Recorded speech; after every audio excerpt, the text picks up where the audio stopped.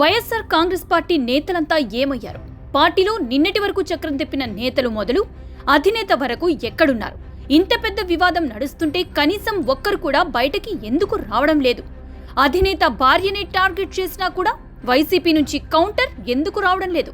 ఇదే ఇప్పుడు ఏపీ ప్రజల్లో వినిపిస్తున్న ప్రశ్నలు. అయితే వీటికి జవాబు మాత్రం ఒకటే. అదేంటంటే, ఏం జరిగినా సరే నేను చెప్పే వరకు ఎవ్వరూ నోరెత్తడానికి వీల్లేదు అనే మాట. ఈ మాట చెప్పింది అధినేత అయితే ఎవరికీ ఎలాంటి అనుమానాలు రావు. కానీ వాస్తవానికి అధినేతను కూడా కంట్రోల్ చేయగల ఓ వ్యక్తి శక్తిలా మారి ఇలా పార్టీని నేతలను కూడా తన గుప్పిట్లో పెట్టుకున్నారనేది బహిరంగ రహస్యం. 2019 ఎన్నికల్లో వైసీపీ గెలుపు కంటే ముందు అందరికీ తెలిసిన ముఖ్య నేతలు 4-5 మాత్రమే.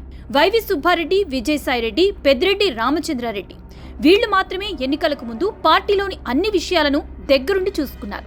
పార్టీ ప్రతిపక్షంలో ఉన్నప్పుడు జగన్ వెంటే ఉన్నారు. ఢిల్లీ స్థాయిలో లాబియింగ్ చేసి కేంద్ర పెద్దలతో ఎలాంటి ఇబ్బందులు రాకుండా జాగ్రత్త పడ్డారు. అలాగే ఏపీలోని ముఖ్య అధికారులు తమకు అనుకూలంగా పనిచేసేలా పావులు కదిపారు. నాటి టీడీపీ ప్రభుత్వంపై లెక్కలేనన్ని ఆరోపణలు చేయడంతో పాటు ప్రజలను తప్పుదోవ పట్టించడంలో సఫలమయ్యారు కూడా. అలాగే వీళ్లు చెప్పినట్లుగానే మీడియాలో వార్తలు కూడా వచ్చాయనేది బహిరంగ రహస్యం. సొంత మీడియాతో పాటు అనుకూల ఛానల్స్, పత్రికల ద్వారా ప్రభుత్వంపై పదే ఆరోపణలు చేయించారు కూడా. అయితే ఇదంతా 2019 ఎన్నికలకు ముందు పరిస్థితి. నాడు జగన్తో ప్రతి నాయకుడు మాట్లాడాడు. ప్రతి కార్యకర్త కూడా తమ అధినేతను కలిసే అవకాశం కల్పించారు. అలాగే నాటి అధికార పార్టీకి వ్యతిరేకంగా ప్రతి ఒక్కరూ మీడియా ఎదుట నోటికి వచ్చినట్లు ఆరోపణలు కూడా చేశారు. ఇంకా చెప్పాలంటే రెచ్చిపోయారు కూడా. కానీ ఇదంతా 2019 ఎన్నికలకు ముందు.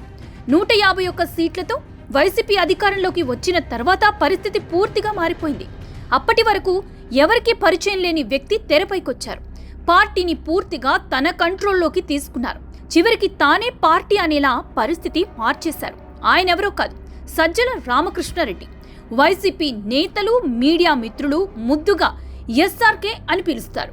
ప్రభుత్వ ప్రధాన సలహాదారుగా సజ్జలను జగన్ నియమించారు. అలాగే సజ్జల కుమారుడు భార్గవ్ రెడ్డికి పార్టీ సోషల్ మీడియా బాధ్యతలు అప్పగించారు.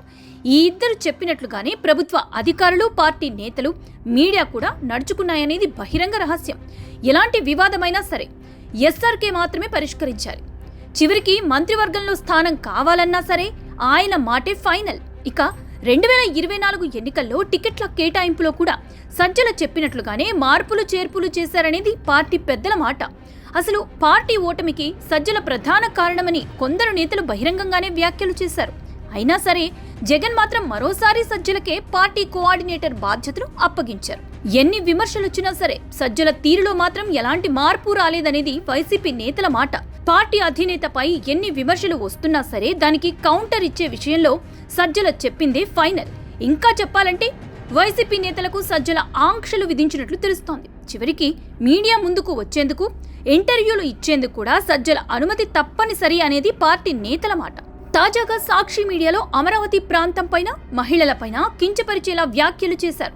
ఈ వ్యవహారం అటు తిరిగి ఇటు తిరిగి చివరికి వైసీపీ అధినేత జగన్ సతీమణి భారతిరెడ్డి కూడా తగులుతోంది. దీంతో ఎదురుదాడి చేసేందుకు ఒకరిద్దరు వైసీపీ నేతలు ముందుకు వచ్చారు. కానీ వీరికి వైసీపీ పెద్దలు బ్రేక్ వేసినట్లు తెలుస్తోంది.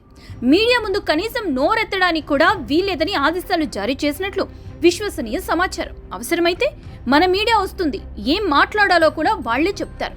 వాళ్ళు చెప్పినట్లు చెబితే చాలు అని స్పష్టమైన ఆదేశాలు జారీ చేశారట. ఇక ఇంటర్వ్యూల సంగతి సరే, నేను చెప్పే వరకు ఎవరూ మీడియాకు కనిపించొద్దు అని ఎస్ఆర్కేసార్ ఆదేశించారనేది పార్టీ నేతల మాట. వైసీపీ నేతలు మీడియాకి దూరంగా ఉండటం సొంత పార్టీ కార్యకర్తలకే ఆశ్చర్యం కలిగిస్తోంది. సొంత ఛానల్ డిబేట్లో మాత్రమే గొంతు చించుకుంటున్నారు తప్ప మరెక్కడా వైసీపీ నేతలు కనిపించటం లేదు. అసలు మన టీవీ ఎంతమంది చూస్తున్నారు అనేది సగటు వైసీపీ కార్యకర్త ప్రశ్న. ఓవైపు టీడీపీ అధినేత మొదలు కింది స్థాయి నేత వరకు మీడియాకి గౌరవం ఇస్తుంటే వైసీపీ నేతలు మాత్రం మీడియా మిత్రులకు కనీసం సమాచారం కూడా ఇవ్వడం లేదు. ఆ పెద్ద మాటే ఫైనల్ అన్నట్లుగా వైసీపీ నేతలు వ్యవహరిస్తున్నారు. దీంతో సగటు వైసీపీ కార్యకర్త కూడా పార్టీ అధినేత తీరుపై గుర్రుగా ఉన్నాడు. ఇలాగే ఉంటే ఇక గెలిచినట్లే అని వ్యాఖ్యానిస్తున్నారు.